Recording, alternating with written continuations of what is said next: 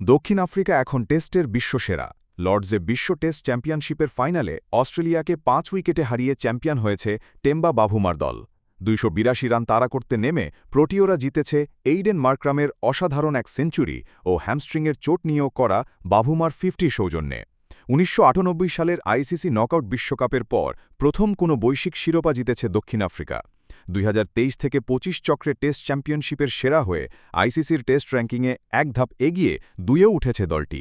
Champion হয়ে শ্রেষ্ঠত্বের স্মারক গদা তো জিতেছেই বাভুমারা, দলটি বিশাল অঙ্কের অর্থ পুরস্কারও জিতেছে।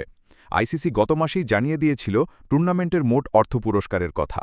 এক সংবাদ বিজ্ঞপ্তিতে সংস্থাটি জানিয়েছিল মোট ৫৭.৬ লাখ মার্কিন ডলার বা বাংলাদেশি মুদ্রায় যা প্রায় ৭০ কোটি টাকার অর্থ পুরস্কার থাকছে, যা বিশ্ব টেস্ট চ্যাম্পিয়নশিপের আগের চক্রের চেয়ে প্রায় দ্বিগুণ।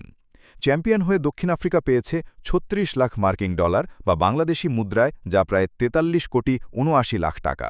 রানার্স আপ অস্ট্রেলিয়া পেয়েছে ২১ লাখ ৬০ হাজার ডলার বা প্রায় ২৬ কোটি ২৭ লক্ষ টাকা।